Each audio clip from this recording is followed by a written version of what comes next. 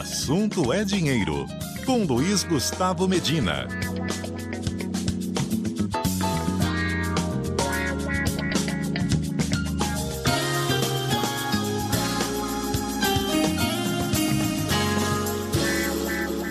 Teco, boa tarde, tudo bem?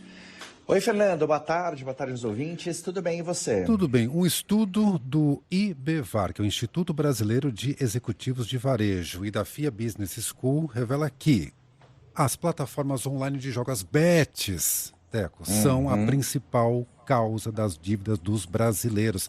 A gente não consegue conter isso, né? Não consegue, e a gente tem que chamar atenção sempre que é possível, porque isso está sendo um problema de diversas maneiras, né? Por diversas óticas, é uma tragédia, uma praga do que está acontecendo, né? E em relação ao bolso, Fernando, talvez seja mais fácil até de mensurar, né? Mas é um problemão para o país, é um problemão para a economia. As pessoas estão jogando muito e começa-se a notar vários efeitos ali, né? De você não conseguir, por exemplo, o consumo tem subido muito menos do que se esperava, apesar do desemprego baixo, apesar da renda estar aumentando. Ninguém consegue entender por quê, quando vai descobrir porque está indo dinheiro para a Bet. As pessoas não conseguem melhorar a relação de inadimplência, diminuir o endividamento, apesar dessas coisas que eu falei anteriormente, vai se ver por causa das bets. E esse estudo mostra um pouco isso, né? Que, na verdade, as bets já são um problema maior para o bolso do brasileiro do que, por exemplo, a gente ter uma taxa de juros absurda, né?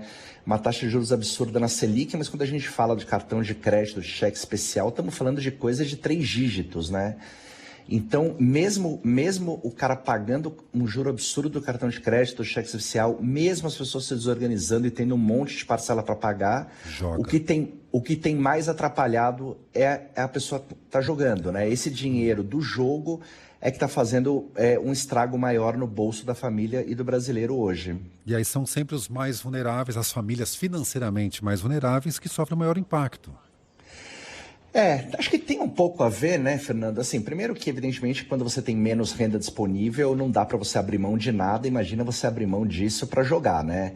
Então, evidentemente que R$100 faz mais barulho aí num cara que ganha 2 mil do que em alguém que ganha 20 mil.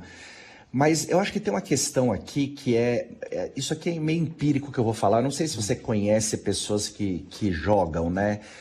Mas assim, normalmente eu vejo quando as pessoas têm mais conhecimento, mais estudo, ou são, enfim, de renda maior, normalmente eles estão tratando a bet como mais uma brincadeira, né? Eu nunca vi assim um conhecido falar, pô, eu vou ganhar um dinheiro na bet esse final de semana. Hoje. Normalmente o cara joga meio de farra, meio para brincar. Eu acho que ele encara isso como um entretenimento, né? Quando você vai para pessoas mais pobres, com menos estudos, menos conhecimento, a pessoa realmente acredita que vai fazer um dinheiro daquilo. Eu concordo. Às vezes a pessoa está precisando de R$200 e fala, cara, eu vou entrar na Bet e vou arrumar esse dinheiro lá, né?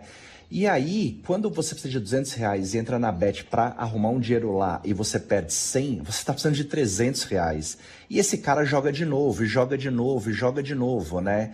Então, aí entra vício, entra teimosia, entra um monte de coisa e o buraco vai sendo cavado cada vez mais fundo, né?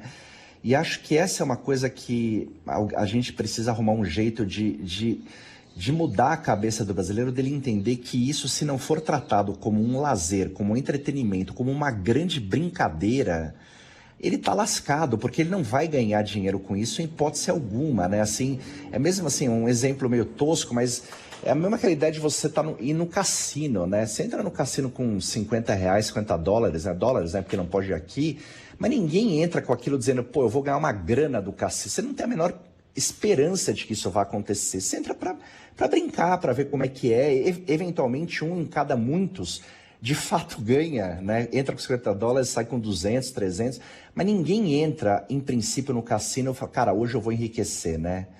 E nas bets isso acontece. Então, eu acho que precisa de alguma maneira ser quebrado um pouco essa lógica que impera para muita gente de que isso pode fazer dinheiro, de que isso é um investimento, de que isso, pô, eu vou resolver a grana do meu final de semana nesse jogo aqui X contra Y, né?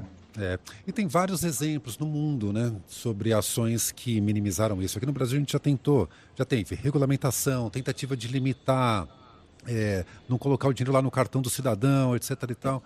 A gente não consegue, a gente tá patinando nisso, cara. Tem que limitar o horário também, né? Porque o vício normalmente Tem país aparece... você não pode jogar durante, tem um jogo, aí você não pode jogar durante o jogo, você tem um limite antes para fazer a aposta. Aqui não, aqui não tem um limite nenhum.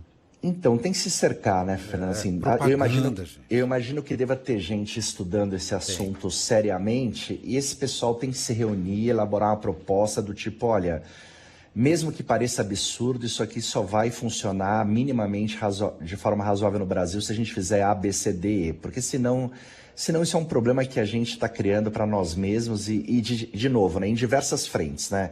Não é só no bolso, mas é no psicológico, enfim, no estrago que faz em família, em programa social, porque até outro dia você podia usar dinheiro público, né, dinheiro de impostos para fazer isso. Então tem diversas maneiras que precisam ser coibidas, mas acho que está só começando essa história, porque não está funcionando. A verdade é que não está funcionando, né? É isso. Teco, obrigado mais uma vez. Bom feriado, boa Páscoa. Para você e para todos. Tchau, tchau. Um abraço.